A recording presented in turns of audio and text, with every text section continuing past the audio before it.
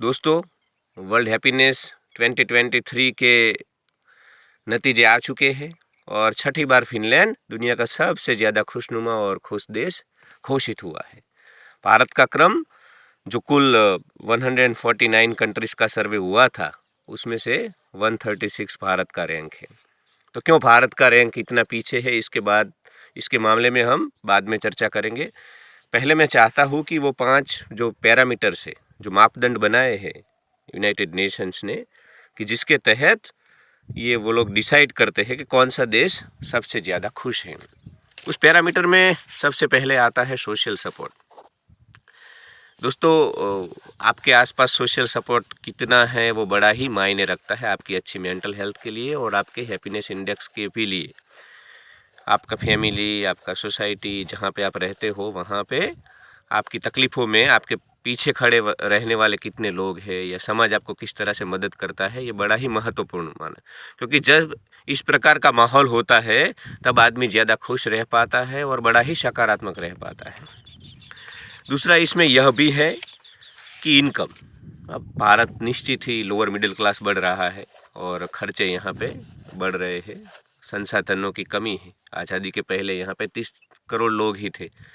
आज हम जानते हैं कि हम 150 करोड़ के आसपास पहुँचे हैं। दुनिया के सबसे बड़े आबादी वाले देशों में हम शामिल हैं और सबसे आगे भी निकल रहे हैं। तो कहीं ना कहीं बिकॉज ऑफ दैट एक लोअर मिडिल क्लास जो बढ़ रहा है, उसको जो उसकी नीड है उसको मीटअप करने में भी बड़ा तकलीफ़ होता है। तो यह भी एक कारण हो सकता है भारतवर्ष में।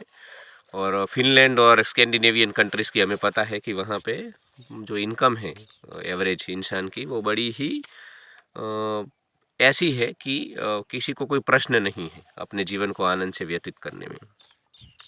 तीसरा है फ्रीडम। आप कितना जी सकते हो आज़ादी के साथ। तो भारतवर्ष की अगर हम बात करें तो हमारा जो जिस प्रकार का यहाँ पे माहौल है, उसमें अभी भी हम पश्चिमी जगत और भारत की पुरानी सनातन परंपराओं, इस दोनों के बीच झोल खा रहे हैं। वो अलग बात है कि भारत की सनातन परंपराओं को आप सही रूप में समझो तो भारत ने जितनी स्वतंत्रता दी है, काम सूत्र देने वाला भारत था, समझो आप। जब यूरोप में लोग कबीलों में रहते थे जंगलों में, तब यहाँ पे वात्स्यायन उड़ीसा में काम सूत्र लिख रहे थे। तो भारत तो बड़ा ही स्वतंत्रता देने वाला देश था वास्तव में।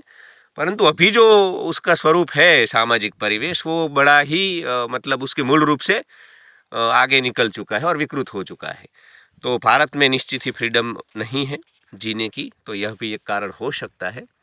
फिनलैंड और दूसरे जो यूरोप के टॉप 10 देश आए हैं इस लिस्ट में, वहाँ पे हम देख सकते हैं कि फ्रीडम है लोगों को अपनी ज़िंदगी अपनी तरीके से जीने की। तो उनकी खुशी का स्तर निश्चित ही बढ़ सकता है। एक पैरामीटर यह भी है कि आप कितना चैरिटी करते हो। आपको ताज्जुब होगा, पर इन्होंने एक पैरामीटर यह भी रखा है कि जो लोग चैरिटी करते हैं वो खुश होते हैं, अपने जीवन में बड़े ही सकारात्मक पॉजिटिव होते, तभी वो चैरिटी जैसी प्रवृत्तियाँ करते हैं। दान, हमारे जो शास्त्रों में दान धर्म की बातें हैं वो, तो यह भी एक उनका मापदंड है। वैसे चैरिटी और दान और धर्म के लिए जीने में तो भारत इनसे भी आगे है, यूरोप के देशों से। तो इस पैरामीटर में तो भारत आगे है। और एक पैरामीटर इनका यह है कि भाई जेनरोसिटी कितनी है समाज में। तो ये 5 पैरामीटर है जिससे तहत ये तय होता है। तो भारत कुछ 2-3 चीज़ों में बड़ा ही पीछे है और यही कारण हो सकता है कि इतना पीछे गया है।